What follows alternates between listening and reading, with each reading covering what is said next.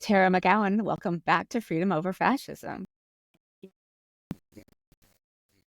You are actually my first conversation after the election because I needed to take some time and figure out where I wanted to go and what questions I wanted to ask. And I think that one of the things I took away, especially since Trump took power, is that we are in an information war. We're losing. And the right has an absolutely hermetically sealed information system where their people don't hear anything else, and our people don't have anything to combat it. We have lots of people who are engaged but not activists are asking me where to find the news. And so I wanted to talk to you about this the system, the information. TikTok is, we don't know what's going to happen with TikTok.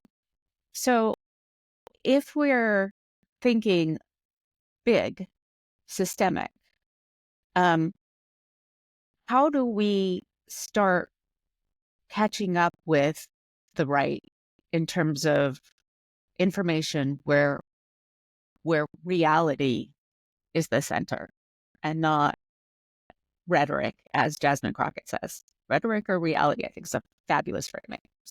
Really glad you took a break. Took some time to rest and process. I think that's something, I'm sure we'll talk about it more in this conversation, but I think it's just absolutely essential for all of us in this work and people that aren't also doing it every single day professionally. It's just, this is a really, really, really dark, troubling, and confusing time in our country and in politics. And the sense making of it is very difficult because what's happened kind of flies against a lot of just like our core values and understanding of people and norms and democracy that we all know we've been fighting to keep, but so many in this country take it for granted or just frankly really haven't been served by well and have responded accordingly, either by tuning out entirely from engaging or worse, being really advocates with their votes and their voices to burn the system down as it is in hopes of about it, which unfortunately the team they've put in place is not going to do. So, which again, I think we'll get into. So just really, I'm grateful for the work and that you put your voice out there and do this and have been such a strong advocate and supporter and cheerleader for Courier. So thank you for that. I always have to, when I have these conversations, and the question that you posed, which is such a good one, which is like, zooming way, way out, systemically, what needs to happen to build an information ecosystem that can actually penetrate, that can break through and reach Americans where they are when the right has built their own that has really become really powerful. It's difficult because this has been my obsession for long over a decade, and building Courier for the past 7 years has really been an education in the challenges, barriers to building our own media that is values driven and even advocacy and goals oriented, which I want to talk a little bit about. I know why it hasn't been done in a lot of ways, and the answers are very frustrating. It often just comes down to having real financial backers that are willing to take risks and willing to invest in really hard and long-term efforts.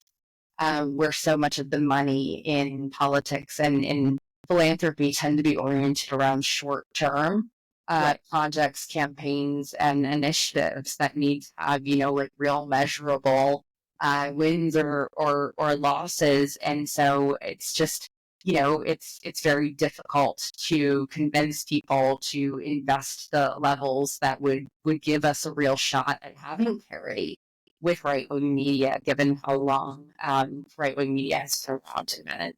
So I don't want to get too much into the weeds about all that, because I'm sure we'll get into it. But I do want to say that I think that you know, we are in a moment where everything that we know about the power of right-wing media and their just like full adoption, embracing, and amplifying of straight up lies and disinformation, and has always been bad. It has been, trending millions of Americans in this direction of living in an alternate reality, truly supercharged by social media and bias-driven algorithms. Right, this is just a perfect storm of really placing people into information silos where true shock science don't matter, and in fact are really chastised and have a backlash among these communities that have really been indoctrinated to trust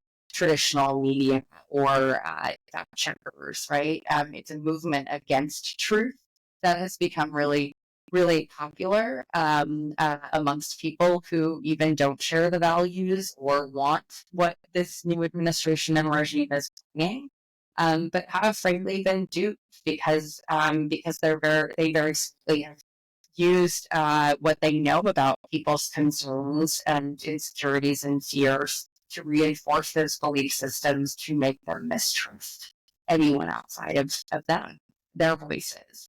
So it's really difficult to compete with that. And now with Trump and his cronies in power across all the federal government and Supreme Court, they're going to do and already are doing everything they said they were going to do. And one of those things is going to be to essentially create state. I don't think that we're going to look so different than Russia or China when it comes to what media is allowed to persist in this country. Right? We've all seen some of the cowardice already with the Washington Post, with the LA Times, with even Morning Joe. We're going to continue to see this. It's going to be more subtle, though. I think we need to be prepared for it. It's not going to be as public as those moments that we were able to be like, WTF? Yeah. It's going to be more subtle. It's going to be more insidious. But frankly, news organizations that want to stay around and be able to maintain access to keep doing any level of reporting are going to get friendlier and friendlier. And it's going to be honest with us, and that's really scary. So all of that is to say, what I know you and your campaigns already know and believe, we need much more independent, values-driven advocacy and journalism and media in this country, and we need it immediately. Right. And that is at the local level, the national level, and really where media is today and where media is going is that we can't think about it as big behemoths or, acquiring huge legacy brands or networks. The way that media works today is really neat. It needs to be personality driven to build trust of communities, and it needs to be really relevant to people. And it can't be all vegetables or doom. It just can't be. We're all Right. Exactly. That's one of the things I want to circle back to a couple of different concepts. One is that the right wing is capable of creating a long-term vision, like a 50-year vision, and following it through step by step. And I know we have really, really smart people. And actually, we could learn from the right wing. And it's frustrating to me and kind of opaque to me why our big donors aren't uh, helping to create just the means for outlets like yours, the bigger fish who are probably making a lot of money anyway, the Lee McGowans, the Midases, the Jen Rubins, like those. But then there's like a couple levels below, and on the right wing, they fund everybody, and then they cross everyone goes on everybody else's show. So then it's all speaking the same language. And do you have any thoughts about how we can start to move our donor base or create? I mean, Kamala Harris raised over $1 billion. More How than can we any presidential candidate in our history. in our history, right? And um and yet we can't figure out how to fund an ecosystem that makes sense, that people are asking me, where do I go find my news now? And the answer isn't that like one place. It's you go to Courier and you go to Substack and you go all these other places. Oh, and by the way, and some Will Bunch at the Inquirer is great, and this at the New Republic's great, and Atlantic, and that's a lot of freaking work for people. It is a lot of work for people. And kind of why it is so challenging on our side, because there are a lot of reasons for it, some good, some really, really weak in my opinion, but part of it, one of my kind of big operating theories about why it's not always helpful for us to also look and see what the right has done and worked, and we have to build what works for our audiences, and we do have the majority of people in this country do share our beliefs. Democrats have a brain problem. That's a whole separate conversation we can get into. But in general, there is progressives are very values-driven people in general, right? We tend to be much more empathetic, right? The progressive movement is about progress to increase rights and freedoms and liberties and protections for all people. That is like rooted, right, in empathy and kindness and compassion. And that's not always, those are not always the best ingredients for risk taking, ruthlessness, and winning. And it talks a lot of things, and I can speak about this personally, that I have built and I have advocated for and done have had an X to a lot of Democrats and progressive donors, whether it's because they think there is too much sort of self-promotion and that's icky, or doing partisan media, even if it's fact-based and values-driven, feels icky. Not being objective feels icky. All of these things that really don't lend themselves for actually meeting people where they are and being really aggressive and really transparent and credible and engaging, which is what you need to be in media. Those are hard pills for a lot of folks on our side as well. They want things that are easy. They're typically motivated by altruism or transactions, like success or being invited to the inaugural ball or being up for an ambassadorship. Like that's what the incentive structure is for our donors, where donors and billionaires on the right are absolutely incentivized by having short-term investment. If more Republicans are elected to office, they pay less in taxes and make more money and have less regulations in their corporations to make them even richer. Right. I think that's more powerful and protected. So the incentive structures are very different, which means that the case making for these types of efforts and infrastructure has to be very different as well. Progressive donors and institutions require an enormous amount of evidence-based research before they will put money in, not risking they are also, these are institutions and institutional donors that have been around for a while. Those are harder to move. A lot of the money on the right now is Musk and Peter Thiel and frankly younger tech bros that have more money than any human ever has or should. And so, Musk threatening to primary anyone who doesn't vote in line with Trump's agenda, that's like interest he makes, if that. It's like the dollar that he can throw millions of dollars against any Republican in a race, and that threat's real. Right.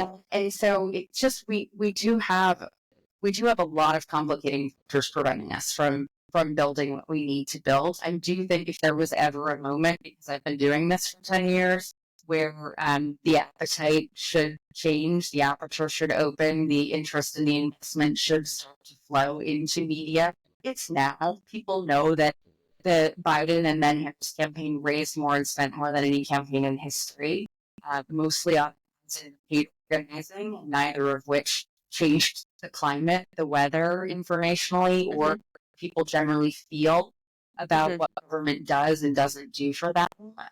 We became the elite party and the party protecting the institutions that the vast majority of the country don't really feel like are working in their favor. And so there's just, death by a thousand cuts that I think now I do believe and hope that there is a real right opportunity for folks to open up to be willing to invest more in this. And it's very chicken egg. I say all the time, like, there are only a few of us that have taken one for the team to like put the blood, sweat, and tears into building media with like truly pennies to the dollar of what advertising programs get. But unless we are able to show success and scale, there aren't going to be creators, right? So one thing I hear all the time is like, there's not very many of you, and like it's like, okay, but you're not showing by how you're not helping us become successful, which then is going to lead to a lot more copycats. Like, people look at us and they're like, "Oh, that looks terrible. I'd way rather work for a paid media consultancy and make really good money and not like try to build things forward." So we do have to create this sort of virtuous cycle where money is invested that allows us to grow at a faster pace because we've proven that there is a real appetite. We gained almost 400,000 new followers on TikTok in the last week alone. People are not actually tuning out. They're desperate for information, and there's a vacuum in the left in general because all the communication is paid advertising and organic campaign accounts are now dormant. Right. All saturation of content on the left for the past 2 years was all entities that don't stick around year round like media companies do. And also, as you said, the eating vegetables. And then I had a guest last year who was like, we have to do it differently. We can't tell people to be eating their broccoli all the time.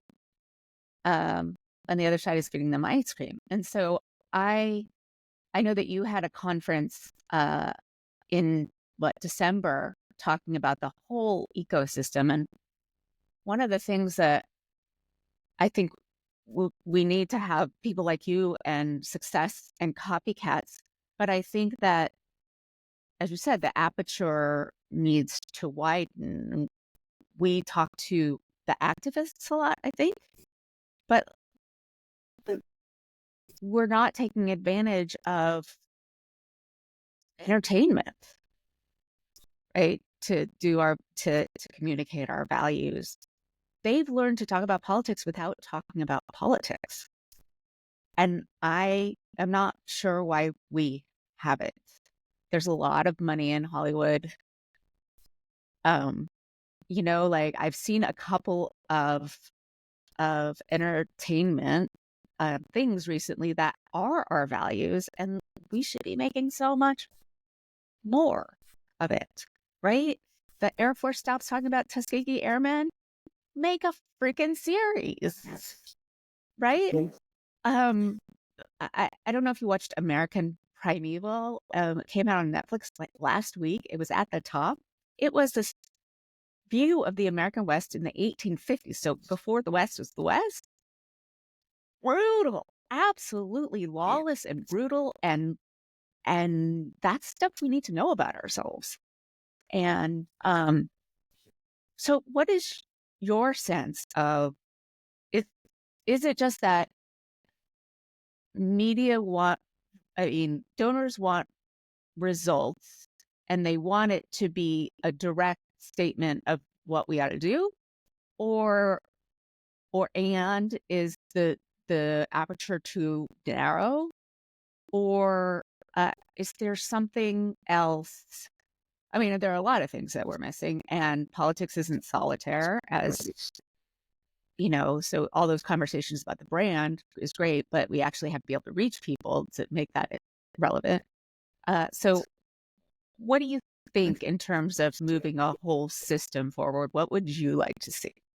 Yeah. Well, one thing that's really interesting to note is that this is a little bit of an incumbent problem and dilemma, right? So traditionally, right, when like we were children and before that, right? So decades and decades ago, you know, liberals were seen as really controlling both the news media and Hollywood, right? And so all of the institutional media that Americans consumed have, kind of arguably have a liberal bias of sorts, right? And so the right needed in a defensive posture to build counter media because they felt, right, that they could not get their messaging across in the institutional media and cultural media that existed in this country. And they weren't, right. And truth, there's that line, right, that like facts lean liberal or truth leans liberal.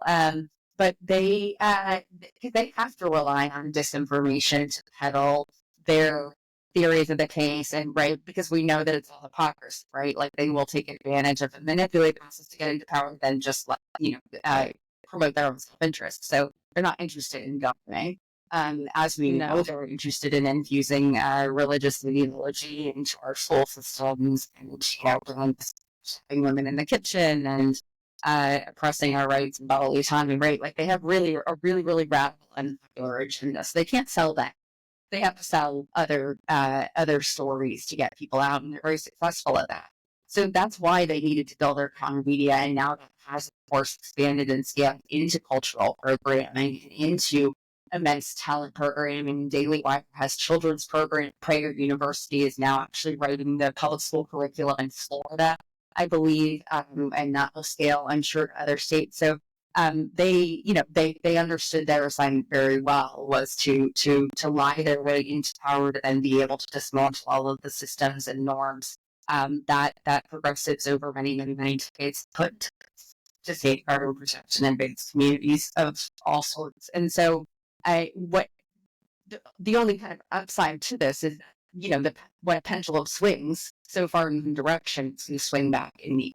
And I think that's what we're experiencing right now. Is that in some ways the large, broader we, right, anti-fascist, anti-authoritarian, anti-oligarchy, anti-MAGA, whatever you name it, movement that are certainly not all just what identifies progressives or Democrats. This is a very, very, very big and diverse tent of people who don't actually want an oligarchy in place in this country. They suddenly now there is a reckoning, right? We've lost everything. There's not very much more we can lose, right? Our only firewalls currently are Democratic-led state houses and governors with veto. And so blue states are the sanctuaries of all things right. They are going to be where, once again, we turn to look to for leadership and the real fight against the administration and the Republican Congress's horrific laws that they're going to keep passing over the coming months. And so that really also, I think, requires and will incentivize much more investment in media and creators. And the media landscape is changing so quickly. It's very difficult for people who are not versed in it, who are not natives on social media platforms or gaming platforms, etc., to understand it. There's an education gap that's really hard to bridge. I spend a lot of time thinking about how really make people understand and feel comfortable and confident, because they're not going to get money into these things or other support unless they understand and feel a sense of comfort with how that money is being spent. So we have to, turn that corner away from where they have been putting their money, which right now they know that's not smart to just put it into committees, campaigns, they're going to just spend on advertising, but now they need to figure out how to control about this space. So that's part of the work. And then I think the work of every citizen who is concerned is to know the power that they have as a creator themselves, right? We are all creators, whether it's text-driven video, graphics, whatever we put out into our group threads over text message, our social feed, our stories on Instagram, our TikToks, wherever you spend your time, Reddit threads, you have a voice and people are looking for community right They were looking to find like-minded people who are also freaked out or overwhelmed or angry or furious, what have you. And I think that the organizing needs to happen around these platforms to go off the platforms, right? Because we don't Right. own these distribution channels. So while we're moving donors to finally catch up to like 20 years ago of investing in media properties like Courier, etc., to pump out an enormous amount of full but values-driven content and accountability coverage, they've already gotten way ahead of us again and are owning all the distribution, which is really scary. So we need to really organize people on these platforms. They're not going away, but to then move those conversations of those forums and to really think locally, local in terms of people that share your interests, locally in terms of geographically, because I think that's where everyone can make a real marked difference. Is being a communicator and a leader with communication and just a role model, right? It has a contagious effect when you show that like you can just be outward with your voice and you don't have to be perfect or polished and people respond to you. It has this wonderful ripple of giving other people the permission structure to say, hey, I feel that way too. Or hey, why is nobody talking about this thing? Maybe I should. And I think that's a good way of thinking about it too, is if you see something or read something that resonates with you, but nobody in your local community is talking about it yet, be the first one to start that conversation. Well, even, if you love gardening, for instance. I have a total black that, but yes, I have friends who do. I know. I like I like to see pretty flowers, but I don't like to be actually outside. But that's neither here nor there. But if like if you have communities around other things, that's a great place to start talking about the bigger picture. And maybe you'll even get through to how many people who voted for Trump or didn't vote at all do you think know that money for cancer research has been shut off? I mean, they're not going to know that, you know? They're not going to know some of these really horrifying uh, anti-humanity things because the media isn't, we're going to still be freaking debating whether Elon Musk had a Nazi salute when we should have just said, okay, that was Nazi. Let's look at the implications of that. Let's talk about what they're actually doing.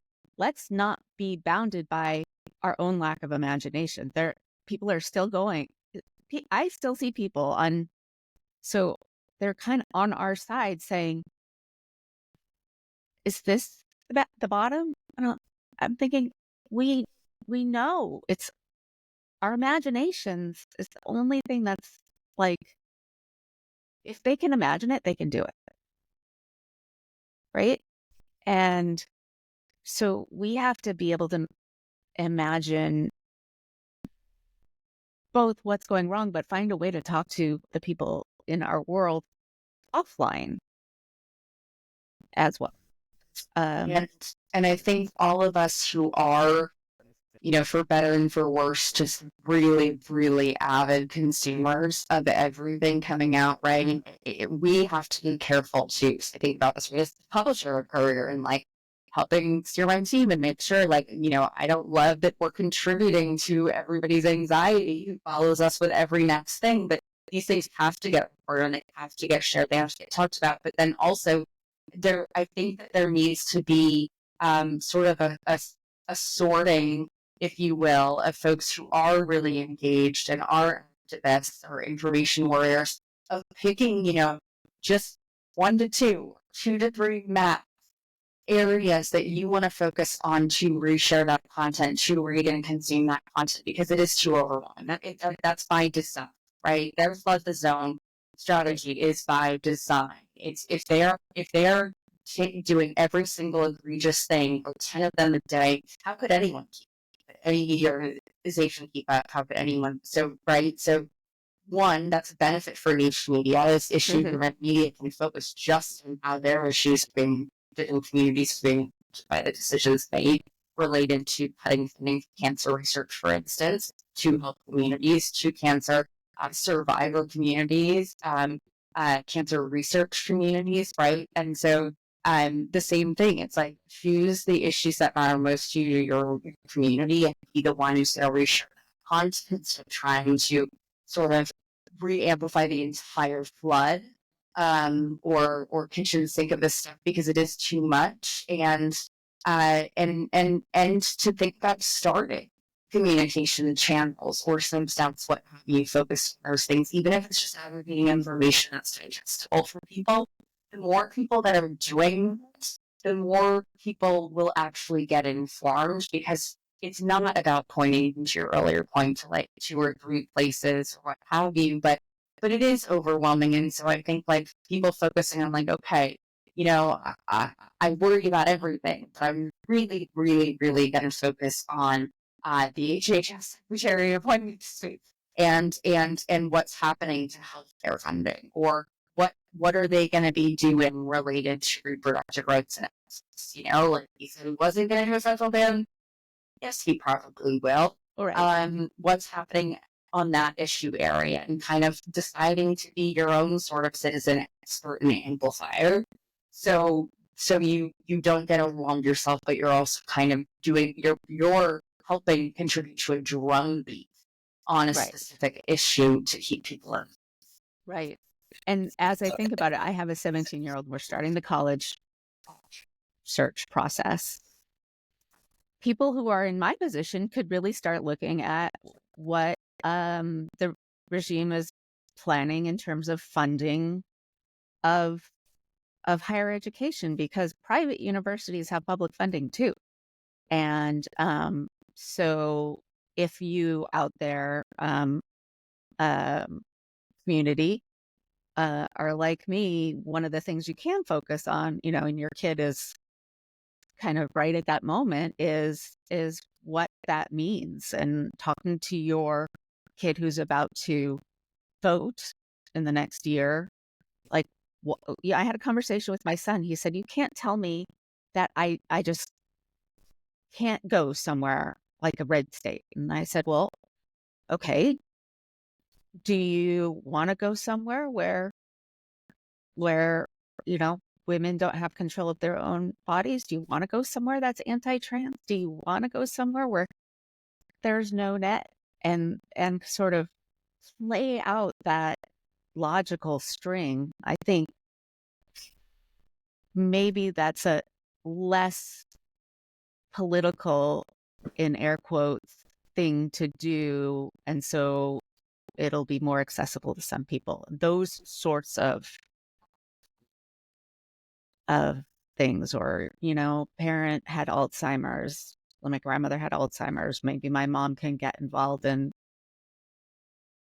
thinking about how to educate people about research I on really do these think things. community level network building, communicating amongst small communities, like people are going to feel to be part of something bigger themselves. It's going to feel less overwhelming. It's more tangible. You can be part of multiple of those communities. But I really do think that is the best way for regular folks that aren't doing this as their professional work as well, can engage and do it in a way that doesn't, because the worst thing that could happen is that people become, and this is what that people become so overwhelmed that they try to now, right? That's what we can't have happen. And right now we have a very window where people are not yet, by and large, tuning out. They want to know what's going to happen, right? There's a fever pitch growing about, why are Democrats fighting these nominations hard? I was about to.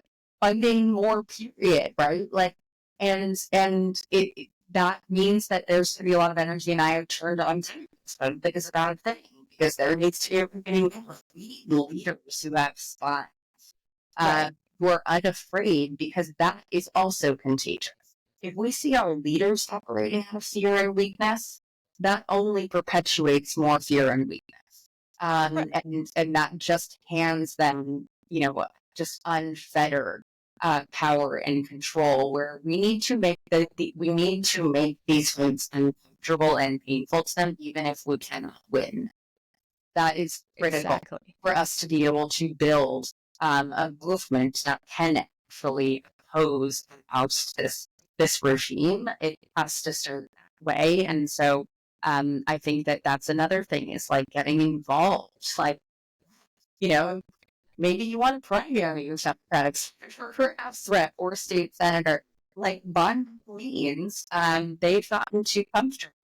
Right. With these folks that are truly institutionalists who don't understand that that is deeply unpopular and out of favor with a lot of folks. Right. I was thinking, how do you lead when your leaders aren't leading? Like the activist community, like everybody's saying that somebody needs to do something, but they don't even know who to look to as as someone to follow. There's a indivisible meeting where I live this week with the House Democratic Whip Catherine Clark, who I have been an admirer for years, but where the hell are they? Right? Like I want to get on there and go, did you lose your power of speech?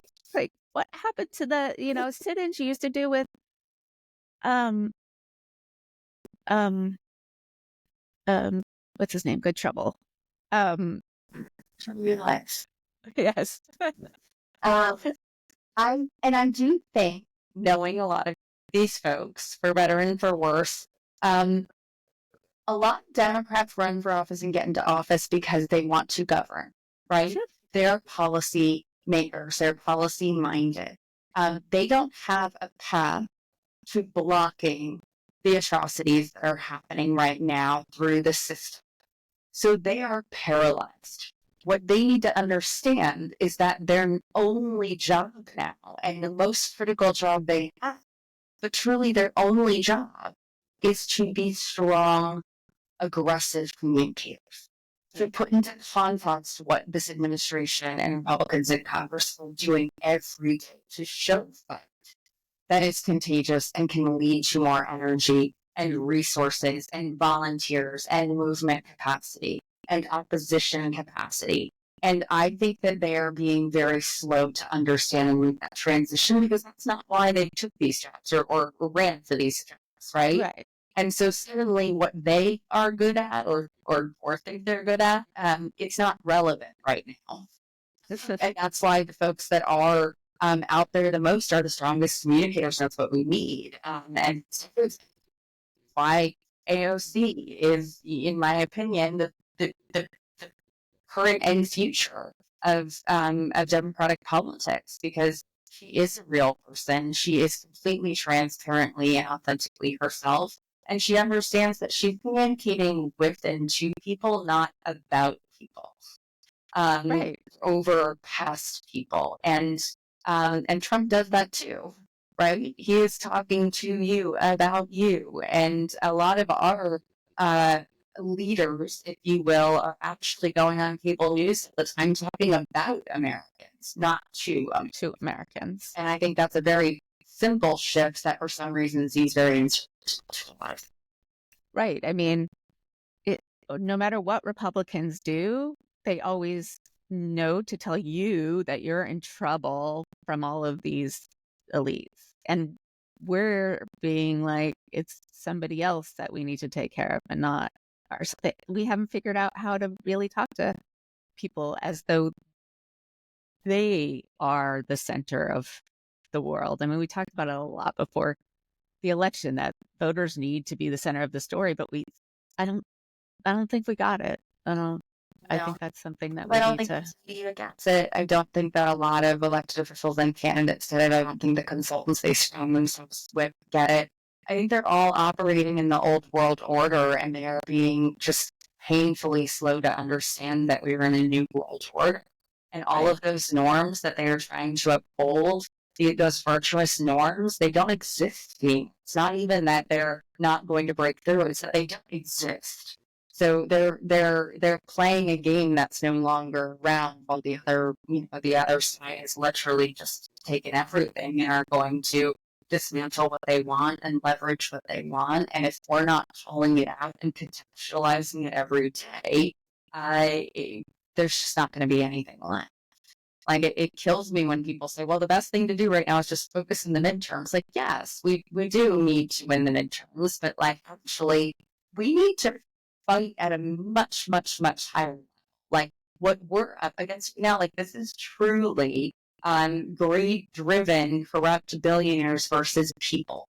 It is going to be robots versus humanity. Like the reason for the oligarchy is not because they all share Republican or conservative values, ideological bends. It's because they have a useful idiot who they can get in bed with, metaphorically, to make sure that they never have regulation on AI, which is the arms race they are all in to accrue even more wealth and power and access.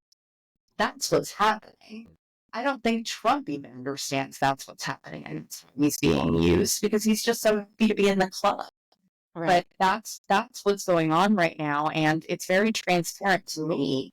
Like we have to be telling that story to the American people every day because that's not what most of the folks who voted for Trump thought they were voting.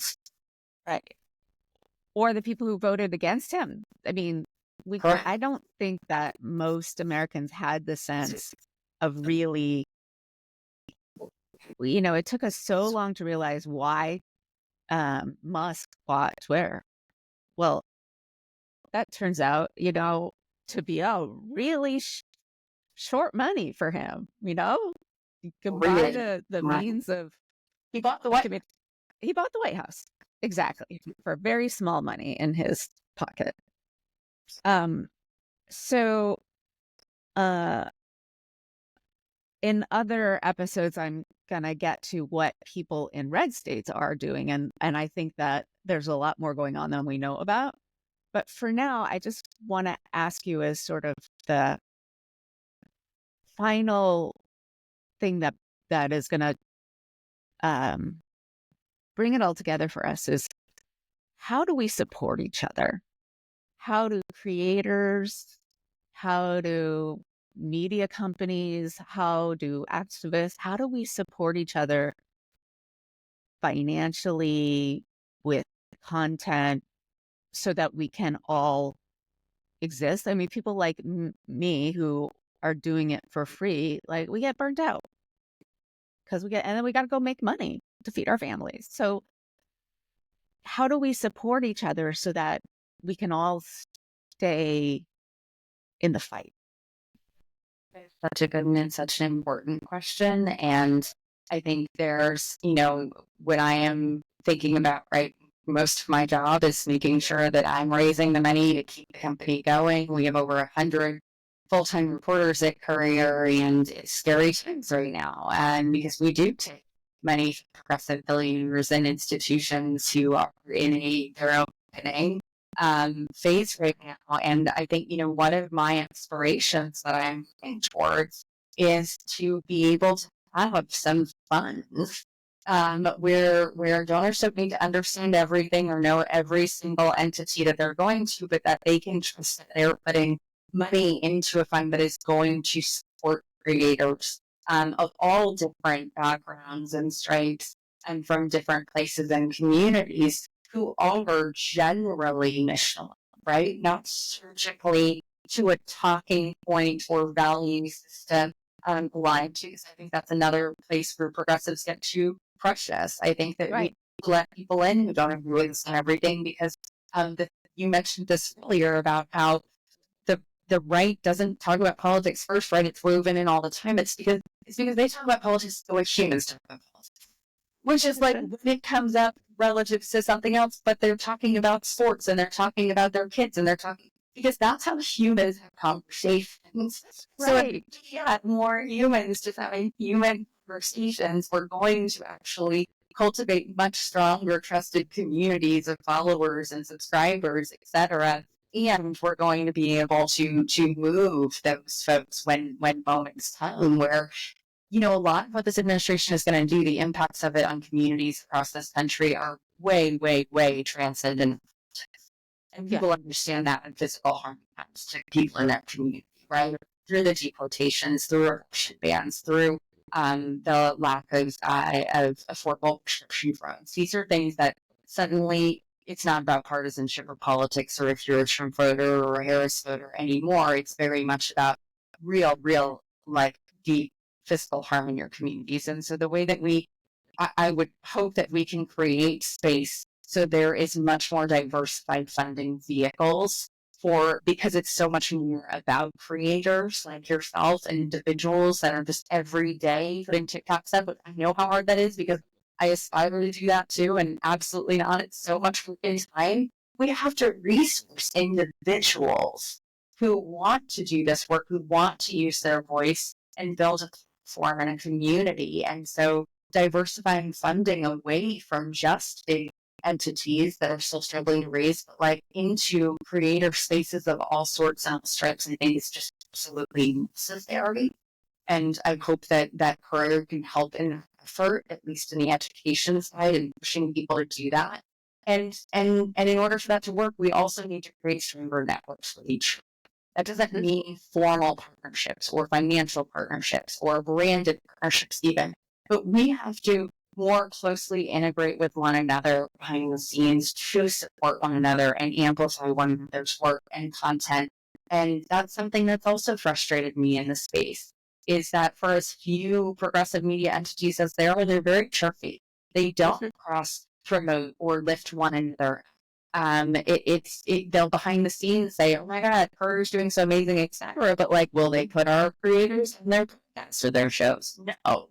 Do we ever have a presence on MSNBC? No. And so there is this really strange scarcity mindset still in the ecosystem that has just got to die. And I think this conversation is actually starting to get a little bit more traction, but people need to just start doing it and figure out ways of doing it where it's not going to hurt your brain. It's literally going to lift all ships if we are supporting each other and bringing more folks into the space and diversifying the voices. So we don't just have the same 10 white creators all the time on YouTube and TikTok. Like, that's not going to get us where we need to. No, it's not. And I think the same thing is happening in a lot of state parties. It's very turfy all over the place. Maybe that's because of the lack of power. I worked in higher ed, and sometimes, like, I always used to say that the politics are so harsh because the stakes are so low. And the stakes here are high, but it can feel really low when all you have to control is your precinct. And so you want to control that patch of land. And so I think everything that you're saying about creators also applies to the people who are thinking about politics. So we're not just relying on the same however many white Washington-based people who get kickbacks from advertising for consultancies anymore. Let's open up the entire process to people who have good ideas. Right. And people can follow, your podcast and your Substack and Courier channels. It goes such a long way to comment on the post. Like, it actually tricks the algorithm to share the content and then add just one line that says follow at Couriers or follow Freedom Over Fascist, right? Like, these things actually make a world of difference where people who want to also see our enterprises get bigger and reach more people and have a bigger impact, they each can play a role, and it's free. It costs nothing. It costs very little time, but it actually makes a really big difference. I try to do that for every piece of content that I reshare on my Instagram stories. I make sure that I like it. I comment if I have a minute to do it, because it actually boosts more reach and engagement. And so just knowing those little apps and knowing that they're actually helping these entities grow, these creators reach more people. The other side does that. They usually like bot networks and other things, but this is something you can organize. The way we organize our own postcard writing. It's like everybody share some of these content. Make sure you comment on content that is getting the stories and the voices and the information. Right. And even better, send it to your own personal email list or on your own group threads. For people who aren't on social media. That's right. can organize off of those channels too, because again, I think local community building is just so essential. And then we can do the connecting those communities and networks together. So that's what this is going to take, right? Look at the other countries where this has happened. This is not a novel; it's just novel here. We have to kind of catch up and learn what's been with the girl and in the Philippines. And I'm focused on my reading attention is activists who have spoken truth to power, built opposition media, built opposition campaigns and parties and movements. That's what we are. Right. It's going to save us but us, but we have to have a greater collective. We do, and we're so much bigger than all of those countries. It's so much more distributed that it's gonna be hard, but exactly. We have to figure out how to build those, you know, community networks that, Polish solidarity, and um we have to learn to look at a different scope in terms of timelines, right? It's not just the next election or cycle, it's the next 50 years. This is a long game, both in terms of how we invest our time, money, our resources, our energy. Like we have to. That's why we have to just whenever our self care is gardening, running, meditating, do it all. Take space away from the doom scrolling, but figure out which things you really want to engage in deeply, and build community around that. And I think that will just fulfill a sense of personal purpose and mission driven work as well as actually health. Thank you so much, Tara, for coming on and kicking off this new season and helping to convince me that I've been, do I have anything to say that people want to listen to right now? And Yes, really, and this has helped me realize. we need to encourage more getting. We Right. can't choose. I am so honored and grateful you had me kick off your new season, Stephanie. Thank you. And please keep up the work, and for your listeners, like just listening and sharing this podcast helps. So Thank you so much. all right.